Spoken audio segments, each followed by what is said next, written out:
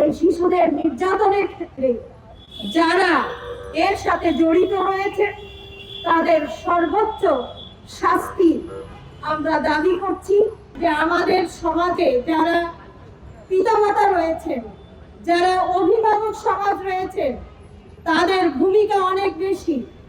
তাদেরকে সোচ্চার হতে হবে যে এই শিশু এবং নারীদের নির্যাতন বন্ধ করার জন্য সবাইকে এগিয়ে আসতে হবে।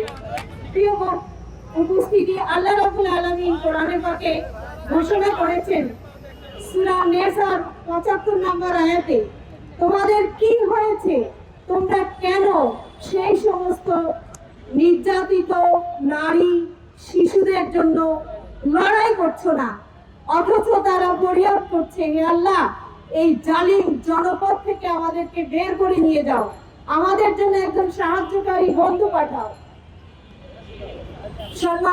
সম্মানিত উপস্থিতি, আজকে আমরা দেখতে পাচ্ছি যে আমাদের সমাজে আয়ামে জাহিলিয়ার যুগের মতো নব্য আয়ামে জাহিলিয়া, যখন আয়ামে জাহিলিয়াতের যুগে জীবন্ত কন্যা সন্তানকে কবর দেওয়া হতো, আর আজকেও পাশবিক নির্যাতন করে শিশুদেরকে হত্যা করা হচ্ছে।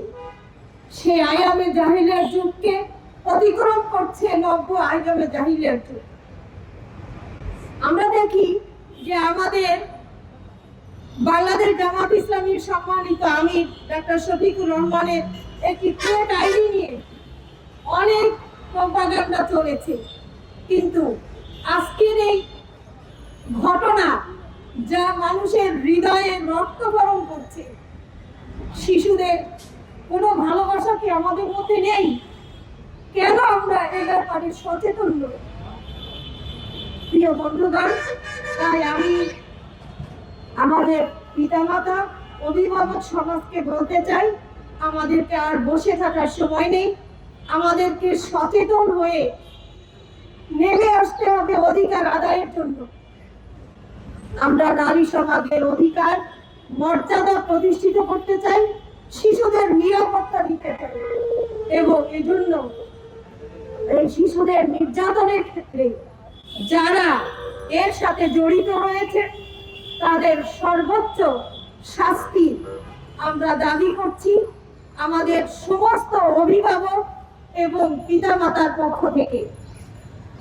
প্রিয় বন্ধুগণ, আমাদেরকে মনে রাখতে হবে যে আমরা পার পেয়ে যাচ্ছি ধামাচাপা দিয়ে, গ্রেফতার করে, কিছু সময় ক্ষেপণ করে আমরা আসল দোষীদেরকে আমরা শাস্তি দিচ্ছি না। এটা একদিন নয়, একাধিকবার হচ্ছে। এ থেকে আমাদের সতর্ক হওয়া দরকার, এবং সাংবাদিক বন্ধুদের বলতে চাই, আপনারা আপনাদের জায়গা থেকে সঠিক বস্তুনিষ্ঠ বিষয়গুলো ব্যাপকভাবে প্রচার করে এই শিশুদের নিরাপত্তার জন্য, শিশু এবং নারী নির্যাতন বন্ধের জন্য আপনারা ভূমিকা রাখবেন এবং যথাযথ প্রচার করবেন।